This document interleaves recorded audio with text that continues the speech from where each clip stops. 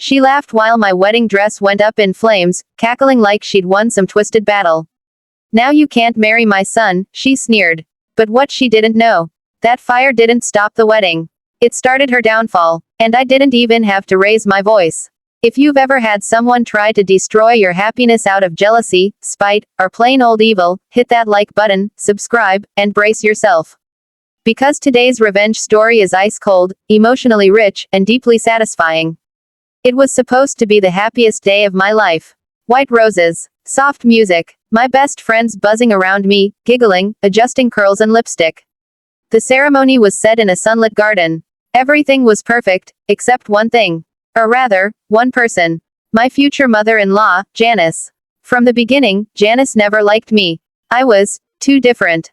Too opinionated. Too ambitious. Not the quiet, agreeable type she pictured for her son, Daniel.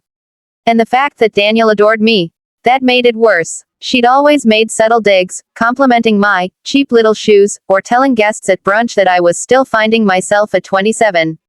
I swallowed it, smiled, and reminded myself, you're marrying him, not her. I didn't realize just how far she'd go. On the day of the wedding, I was getting ready in the bridal suite. I'd just stepped into my gown, a custom, hand-sewn beauty I saved up for over a year. When Janice barged in, everyone froze. She smiled tightly. Just wanted to see the bride, she cooed.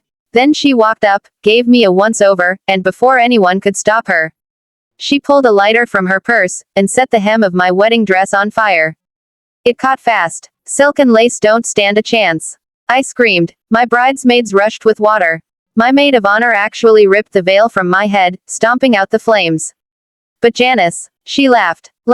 Now you can't marry my son. She yelled, delighted. I stood there, the bodice still smoldering, my heart racing like a war drum. And I looked her dead in the eye.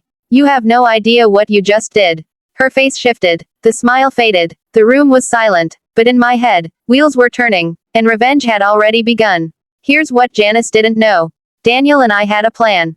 Weeks before the wedding, we'd quietly updated our legal documents, power of attorney, healthcare proxies, and a prenup she hated the idea of. Why? Because we knew her, knew how manipulative she could be. She'd pulled stunts before, trying to control him, weaponize money, guilt, and tradition. But this was her final play, and it flopped spectacularly. After the flames were out and Janice was dragged from the room, literally, by the venue security, we took 10 minutes to breathe. I looked at Daniel, who had no idea what had just happened. When I told him, he didn't speak. Just pulled me into a hug and said, we're still getting married. You in? I was. With the help of my bridesmaids, I slipped into a backup gown.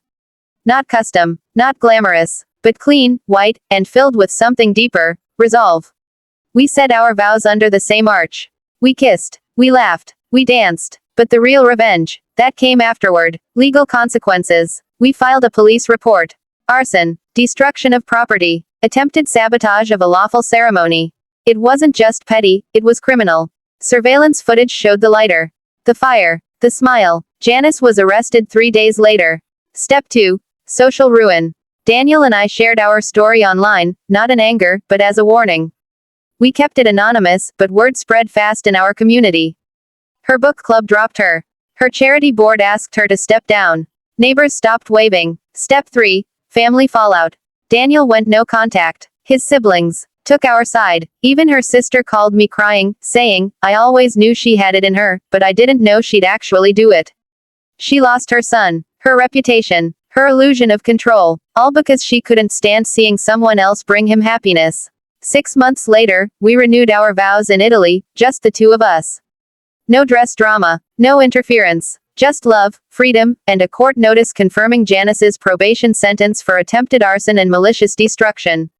She wanted to destroy a moment.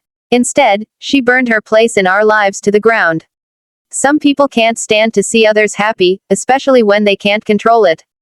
But when you fight fire with calm, with proof, and with power, you don't just win. You change the whole story. If this story gave you chills, smash that like button and tell us in the comments, what's the worst thing someone tried to ruin for you? And how did you handle it?